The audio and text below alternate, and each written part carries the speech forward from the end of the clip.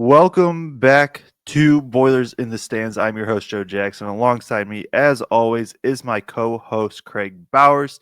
We are here to preview Purdue versus Auburn, Saturday, December 21st. It is a 4:30 p.m. Eastern Time tip on ESPN in Birmingham, Alabama. It's one of those, just like how Indy is technically neutral for Purdue, but it's like a neutral home game. This is a neutral away game, as it is not too far from where Auburn is located. Auburn, the number one team in the country, per KenPom. I don't know if they're number one or not per the AP poll, but in my opinion, by far the best team in the country. A team that there are still plenty of games left to play, but a team to me that could be historically good, at least out of the last few decades. Big news that we'll just talk about or mention right off the top: Johni Broome, their star, the best player in the entire country, hurt his shoulder in their last game on Tuesday. There's no word on terms of whether he will play or not. All I've heard is shoulder strain, and he won't need surgery. Looking at their schedule, if he skips Purdue, they play Monmouth. Their next game is December 30th, and then January 4th they get back into conference play. I wouldn't be shocked if he skips, but we're gonna kind of just we'll talk about it as if he plays. Obviously, best player in the country, so like he is a very, very important piece. This Auburn team is still very, very good without him, though. So, lots to dive into. We'll get into all of it, and Kraig, I know I just rambled for 2 minutes, but I'll throw it to you now for your just kind of initial thoughts on Auburn. Yeah, I mean, I think obviously it's going to be a tough task. Like you said, it is a quote neutral site game, but in the same way that Indy is a neutral site game for us. So going to be more of a home court feel, I'm sure, down there. Hopefully the Boilermaker fans travel well. They usually do. Like you said, number one in KenPom. They're 10-1 on the season, and they've not done it by playing an easy schedule. They rank number 11th in KenPom in terms of strength of schedule. In terms of the makeup of that, they're the number one team in KenPom on offense and number 15 in defense. Do it in a little bit different way, which we'll get into more maybe than some of the other tough defensive teams that we faced. They only rank 248th in terms of turnovers forced defensively. They do it more by a really stingy half-court defense that tries to force you off the three-point line.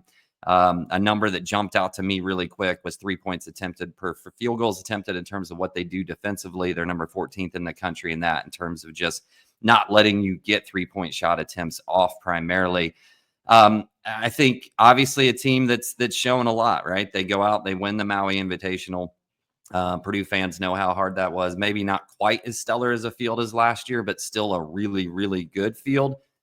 Led by, like you said, likely right now, probably the top player in the country, in Broome. If he plays, going to be real interesting just to watch that play out and see if he does or if he doesn't. With all that said, you said you weren't sure if they were number one in AP or not. They're actually number 2 in the AP right now. They are number 1 in net, are number 1 in KenPom, 5-1 against quad 1 teams. A pretty old team. 2.8 years is their average time in terms of in college, so ranked 25th in that. Another kind of, I don't want to say senior laden team. No, they're pretty senior laden. I can just flat out say that. Another really experienced team. So some common themes to some of the teams that we faced, but I think also a team that maybe does it a little bit different in terms of what they do defensively compared to some of the teams that have given Purdue trouble. And while I think this is a tall task, I do think there's a path that Purdue has some ways to attack them, both offensively and defensively, to still have a chance in this game. Yeah, and Purdue still has a chance for sure. And without Broome, that task would become a little bit easier. This Auburn team's still been very, very good without him. Just kind of quickly flipping through KenPom, and Auburn's net rating right now, and like I said, they are 11 games into the season, so they still have 20 regular season games plus however far they go in the postseason. But right now, their rating is like the Kentucky team that went 38-1 level, the Gonzaga team or the Baylor team for that 2021 year that was elite.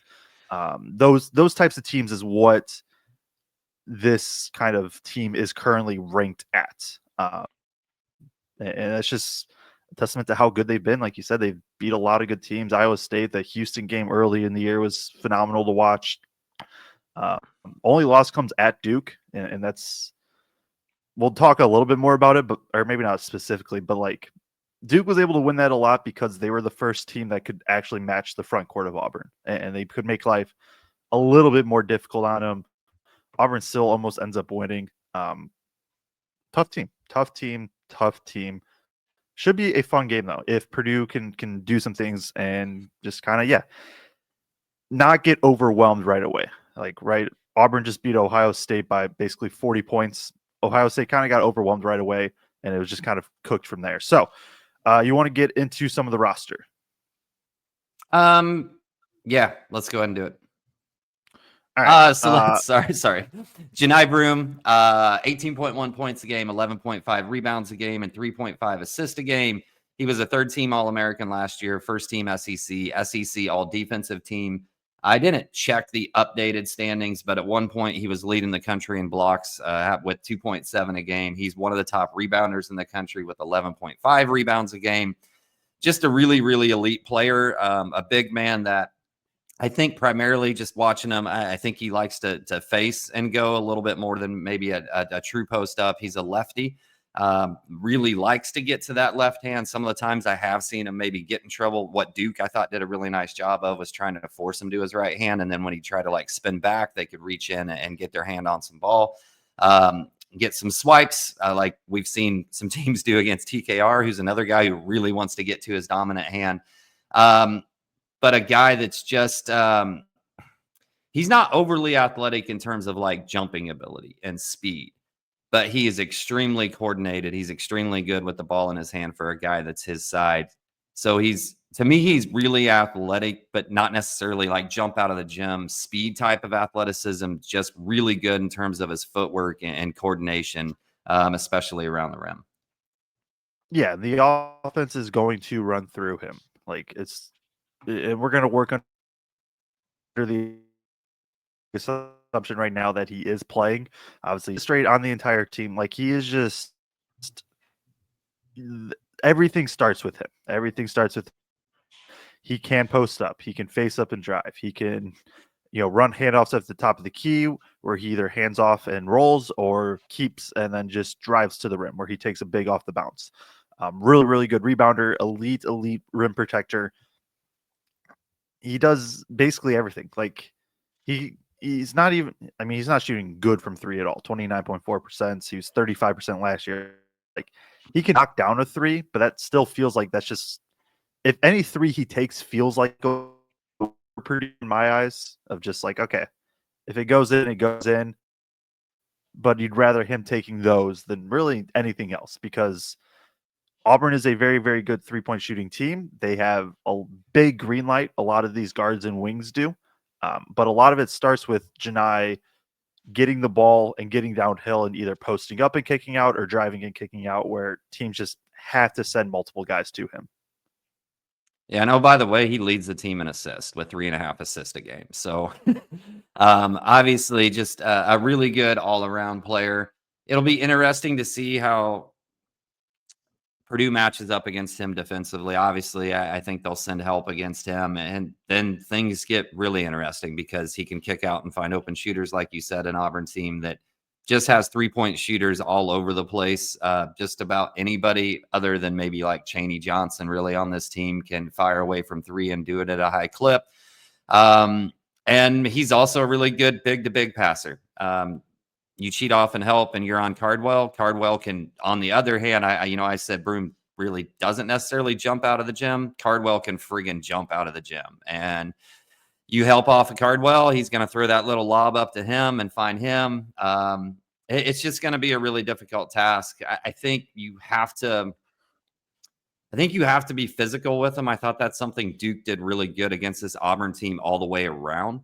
Especially their guards and wings too, who aren't necessarily the most physically imposing guards and wings, but I thought they were really physical against him, and I thought they dug down when he would go into that spin move and really tried to swipe down at the ball. So I think you just have to make life as hard as you can against him, and try to frustrate him some, but that's going to be a really, really tall task. Yeah, you want the ball out of his hands. The issue is that all the other players are good too. Like it isn't just get the ball out of the superstar's hands and you're fine.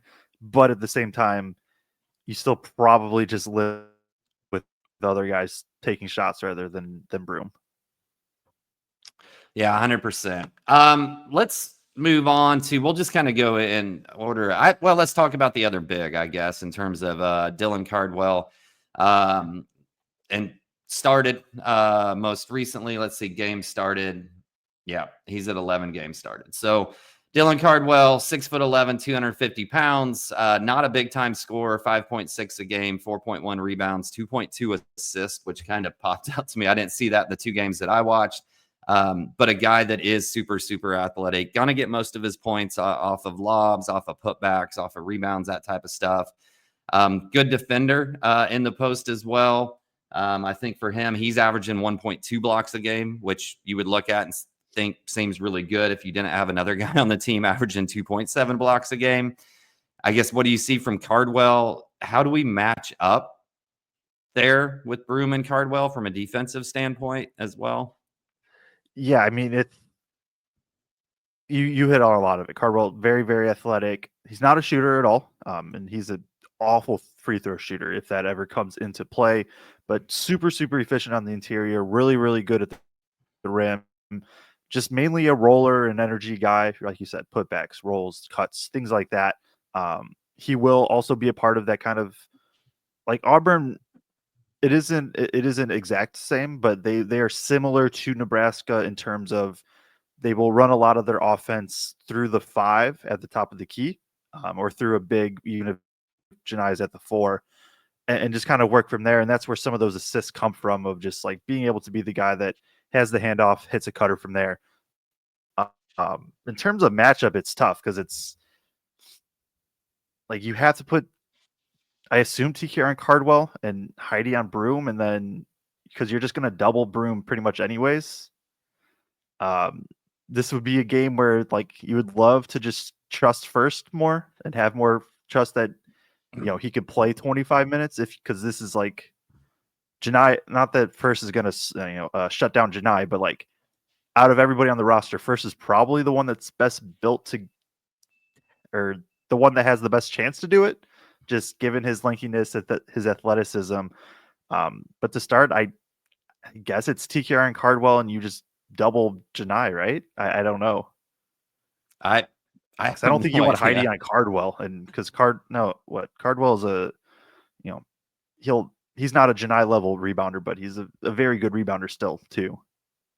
Yeah, I don't know what it'll be interesting to see just X and O's what Painter tries to do defensively there. And I mean, I think the flip side of that is then Purdue offensively. I think you have to find ways to get Cam involved in this game offensively and try to take advantage of the mismatch on the other side of things.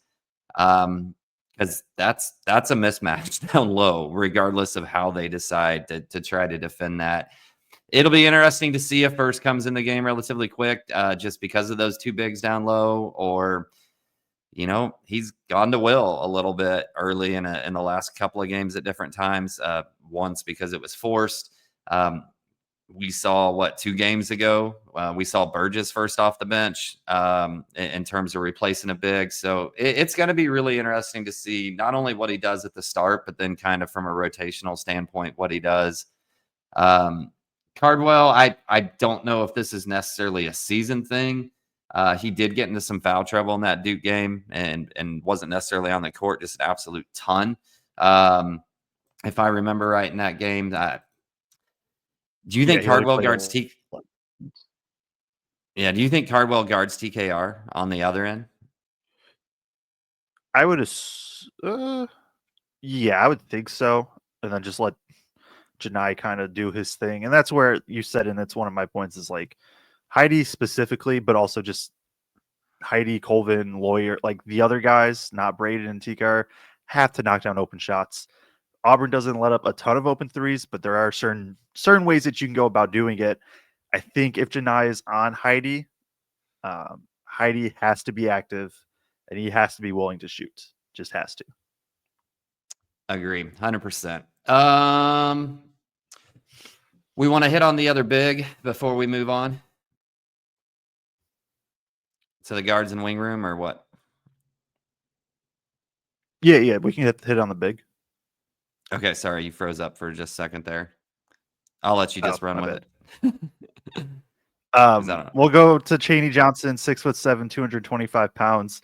He will come in and play like he doesn't start, but he will play more like starter minutes. Not super high usage, but he does get involved still for sure. Will work out of the post a little bit, but he's another guy that's a little bit more of an energy glue guy, not really a shooter at all. Yeah, and so what he wants to do and where he's really good at is just getting downhill, using athleticism, converting at the rim. He's another guy that can defend multiple positions, can help protect the rim, can help be out on the perimeter if needed. Um, and I feel like I don't know, I feel like his draw is defense, but all at the same time, he is really efficient finisher at the rim. 75% on twos on the year. That's tough to do. Yeah, and I pretty much put down the same thing you did, just kind of a banger effort guy that's like banger effort glue defensive guy. I was kind of shocked he was averaging over in double figures from the couple of games that I watched because he wasn't necessarily involved all that much from a scoring standpoint in the few that I kind of got to view before this, but high energy guy, high effort guy. Not a shooter. So we've kind of talked about the three non-shooters and then every single from a 3-point shooting standpoint, right? Obviously, Johni can, but below 30% on the year. And then literally everybody else on this Auburn team is a really good 3-point shooter. Denver Jones, I guess, starting at point guard here, 10.9 points per game, 2 rebounds a game, 2.5 assists per game. Shoots 43% from the floor. Starts right now. Pettiford's going to get in there and play a bunch at the point guard position too. But a guy that just does a really good job in terms of kind of managing this team and then can bang wide open threes from outside.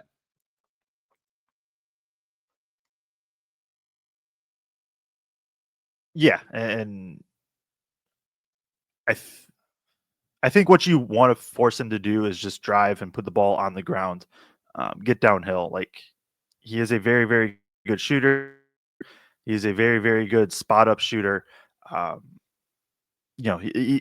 they're Auburn's weird in that like he's at times they're quote unquote point guard, but like they just don't utilize him like a point guard like that. I think he's a pretty good defender, but the big thing I think with him is just you cannot let him get too many open looks. I think naturally if Johni's in, they're just going to get a few. You got to limit those. You got to make him as tough as possible because this really applies to everybody. Auburn is an elite offense, like elite offense. They randomly just kind of get bored at times and will start chucking. And like I saw it in the Ohio State game where they didn't score for 6 minutes, mainly just because it truthfully looked like they were bored out there. Like they were just like, okay, I don't really care. If Purdue can get them to do that, this applies for all the shooters. You hope that they can miss some, take some deeper ones. I feel like my analysis for a lot of these players is going to be pretty similar. It's like, hey, they're a really good shooter. They're really good off the ball, pretty versatile defender. And then some of them can drive, some of them can't. Yeah, I'm with you there. And you talked about like kind of acts like the point guard. This Auburn team reminds me of like Purdue teams before Braden Smith, where there was somebody listed as a point guard, but it's not like that point guard was really tasked necessarily with like a ton of creation in terms of getting everybody else open. This team's a little bit different to me than a few of the other teams we faced in terms of not going to be as much like ISO or one-on-one or just high ball screen stuff. They're going to run a lot of different screening action and whatnot that you have to guard in this game. I think one of the keys we'll talk about later, I think Purdue has to do a really good job navigating those screens from a defensive standpoint. But again, like I said, another shooter. I thought that one thing, and I'm jumping the gun a little bit here, but I thought one thing Duke did do really well in that game was to try to force their guards into putting the ball on the floor. I think they get a little bit more uncomfortable when they have to drive and have to get in mid-range, other than maybe Baker Mazzara. Let's talk about him next because he's the second leading scorer, more of a wing. 6'7", 13.2 points a game, 3.5 rebounds a game, 2.5 assists. He's shooting 39% from three on the year, 67.5% from two, 94% from the free throw line. Really versatile long wing that is, to me, one of the few guys that looks like he feels comfortable putting the ball on the deck and kind of getting to a mid-range or going all the way to the rim. Yeah, and that's kind of my notes on him is, hey, he's an elite shooter. He will handle the ball some. He will facilitate some. Mainly going to be a jump shot taker, especially in the half court. But like you said, he has the ability to get downhill, probably more so than any other guard / wing on this team, unless I'm forgetting somebody off the top of my head. Versatile defender, I think, again, too, of just like he can guard some bigs. You want him probably more on guards on wings. He's 6'7". That's going to be it's going to be an interesting matchup offensively, and we can talk about their other starter and then maybe dive into that a bit more. But he's just another guy that's really, really efficient this year. Like, he is just very good at basketball, really on both ends of the ball, and he's probably the most all around player out of their guards and wings, in my opinion. Yeah. Miles Kelly's the other guy that's been starting here lately. 10.3 points a game, 2.5 rebounds, just under 1 assist a game. A 6'4" guard who came from Georgia Tech. To me, him and Pettiford are the two guys that can just heat up to the point where they're kind of unconscious. Remember, like was it NBA 2K that like it would light up with the fire symbol above or whatever when you hit a bunch? NBA Jam. NBA Jam. Maybe that's what it was. I didn't play a lot of video games as a kid. Okay, I just remember that one. But like when he heats up, and he will launch it from anywhere. He will launch it with a guy on him. He'll launch it open. But a guy that can really, really get going. He can also kind of randomly disappear in games at times. But if he gets on a heater, you're going to have to guard him at 28 feet from that standpoint. For me, I'll just kick it to you on him.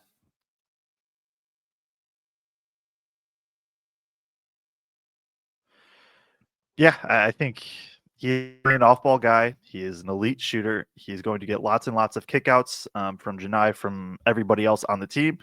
You have to guard him everywhere. He, like you said, there isn't a shot he isn't willing to take. He has the green light to do it too. It's not like it's like a bad shot per se for Auburn. They're very willing to live with it. 6'6", 190 pounds. He can, he has a pretty decent block rate, of good steal rates. Another guy just kind of with quick hands. Like, right, this isn't an Auburn team that is overly aggressive in terms of forcing turnovers, but Kelly is one of the guys that he will get his hands in there. He will get deflections. And like you said, he's I don't know if streaky is the right word with him, but it kind of is streaky. Streaky, but like still really good shooting. Like so streaky that like when it's on, like it's on. The past 4 games, 0-5 from 3, 2 of 6, 4 of 5, 4 of 5. Like the Duke can put it in the hoop. Yeah, 100%. I think it's really funny on these listings of heights and weights, right? Whether you look at the team website, whether you look at KenPom, or whether you look at Sports Reference, because the one I have says like 6'4", 170, and you have 6'6", 190. But whatever. I think you got to talk about Pettiford next. Freshman, a really, really highly ranked freshman. I think to me, he's the other guy, like I said, along with Kelly, that when he gets going, just can go unconscious and shoot from wherever. 10.7 points a game, 1.6 rebounds, 2.7 assists, 44% from three on the year.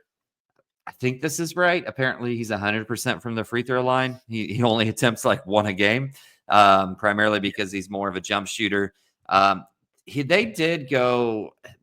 Duke did a really nice job of just kind of shutting things down on them for a little while. And kind of late in that game, they went to a little 2-man game with him and Johni. And he did get downhill a little bit in that game and was successful doing it, but not something you necessarily see him do a ton until they're kind of forced to do it from that standpoint. But obviously, a freshman that's continually getting better, has yet to start a game this year, but arguably their 3rd or 4th best player on this team in any given game. and he has just the ability to take over games. That Houston game early in the season, he was a big reason that they won that. He went nuclear in the second half, just tough shot after tough shot, and only his second collegiate game at that point. He's a gamer too. Like you look through the three toughest teams that they played: Duke, Houston, Iowa State. He has 20, 14, and 21 points. The dude is a bucket. I think he's the most dynamic guard. Just in terms of his ability to get downhill. It is more pull-ups out of pick and roll than getting all the way to the rim, but elite shooter, he can facilitate the ball a little bit more than I think than really any other guard on this team. Like you said, will maybe run a little bit more pick and roll, can get his shots. He's another guy. You have to know where he's at all the time, and you have to be able to guard him pretty much wherever he's at on the floor. Yeah. 100%. And honestly, out of all those guards and wings, he's probably the one that scares me the most. Just as looking at Purdue defending him, not unlike some of the other guys, not necessarily great size, only 6'1", but just super, super dynamic with the ball in his hands.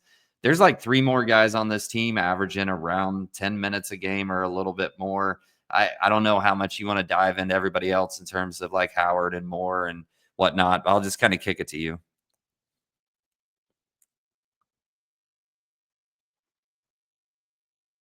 Yeah, I mean Howard is kind of returning to the team over the past few games. He's another guy that I just from some of the high school film I've seen on him too. Good shooter, really, really, really athletic. Can be a versatile kind of guy of like, hey, 6'6", moves really well, athletic, jumps out the gym type dude. Not a fun guy for Purdue to take or for Purdue to play. I mean, for me, Peg's 6'2". He's been a historically solid shooter. He's struggled with kind of the jump from Furman to Auburn this year. I don't know if I have too much more on him or really.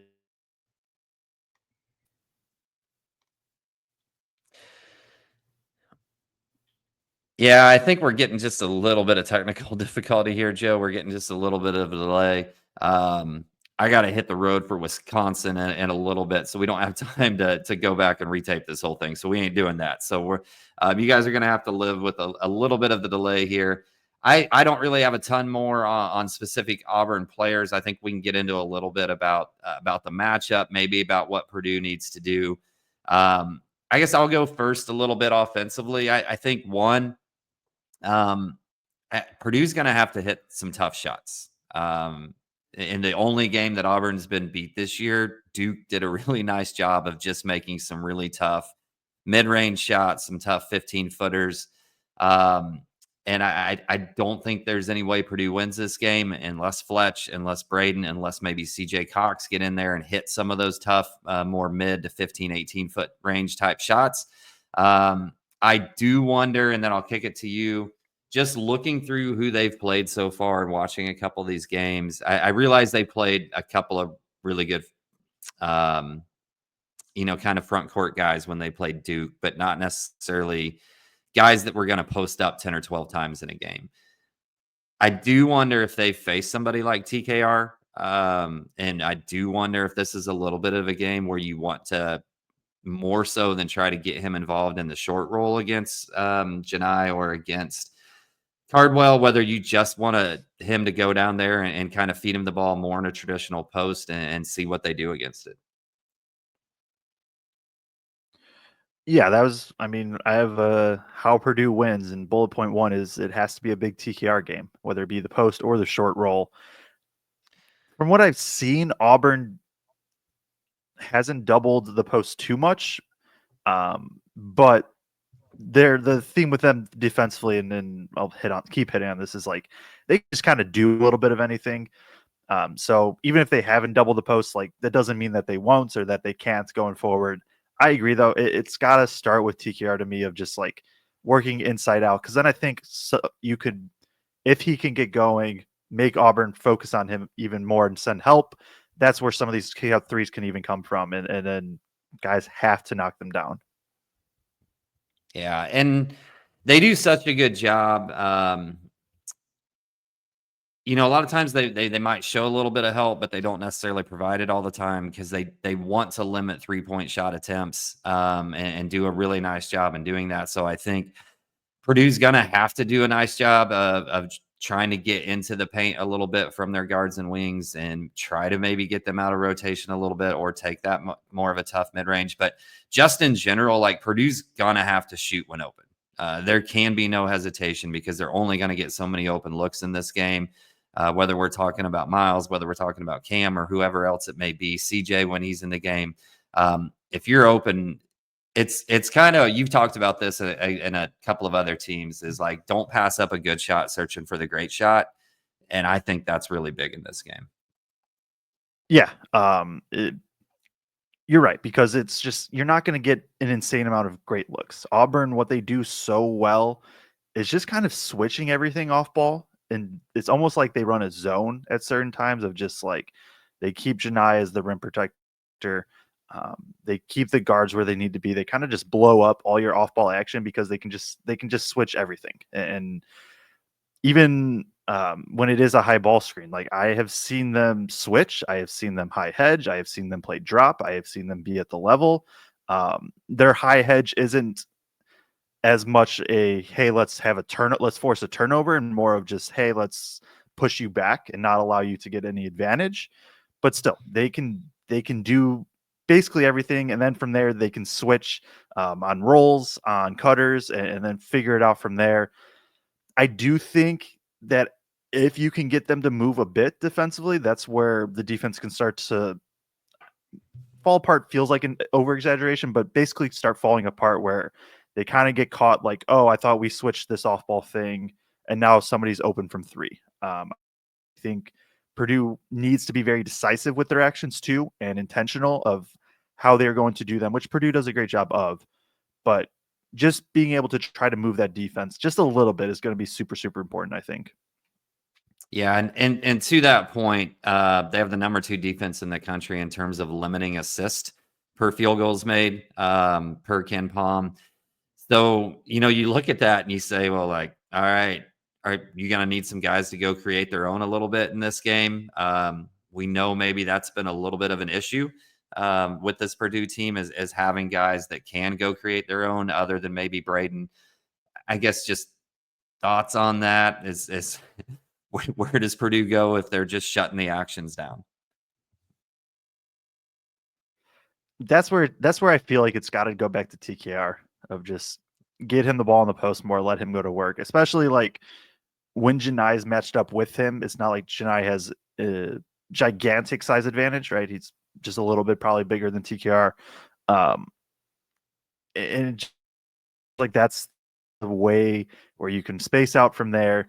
Um, if assuming Heidi's in at the 4 against their 4-5, like Heidi can space out one of the bigs, and hopefully you can have TKR one-on-one.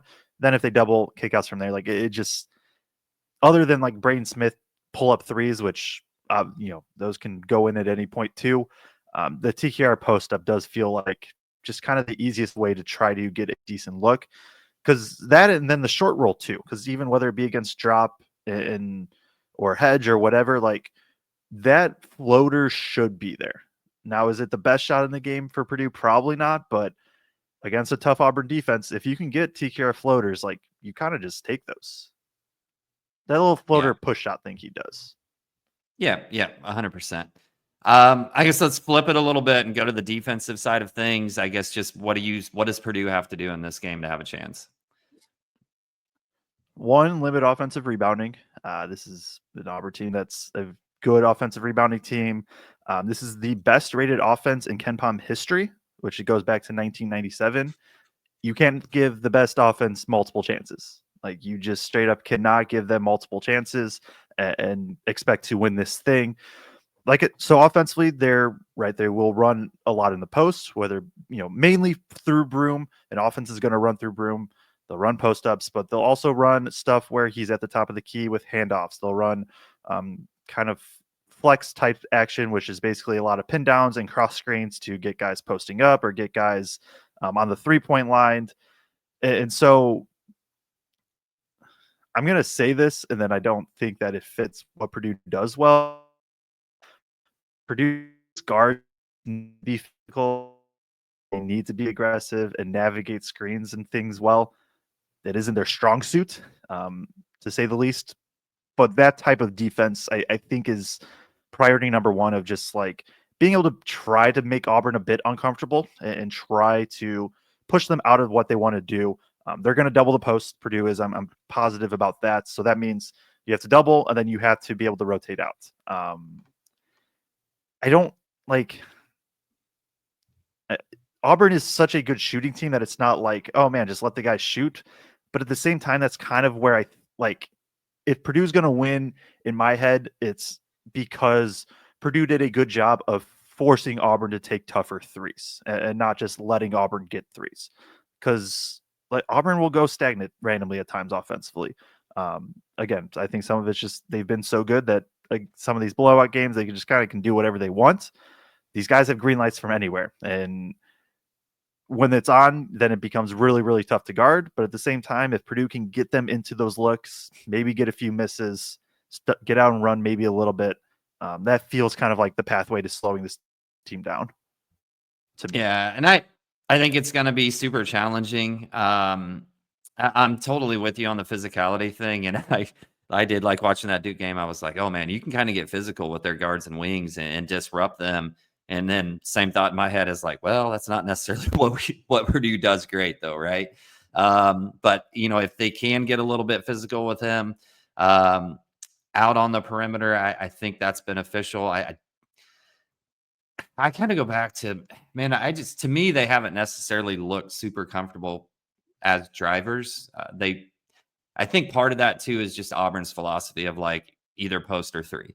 As much as they possibly can, because Pearl is analytical junkie in terms of what he deems to be the best shots. I would love, and I know this will never happen, Joe, because this is just not the Purdue philosophy.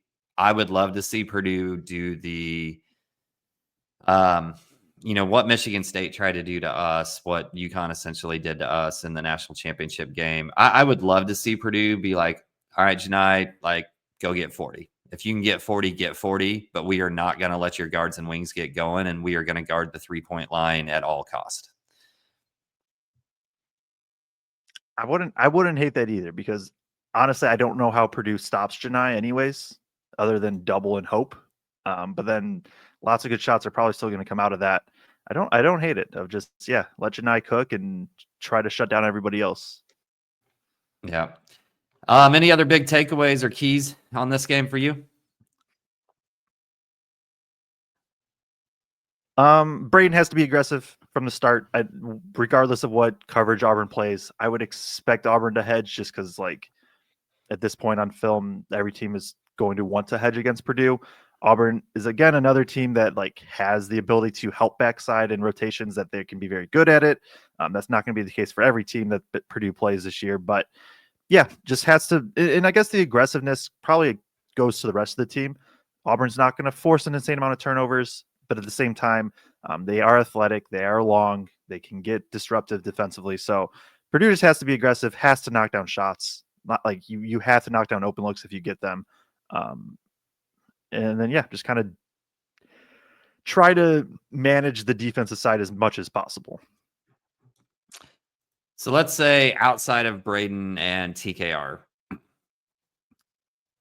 if we're Saturday evening, we're saying Purdue won because X third player had a huge game.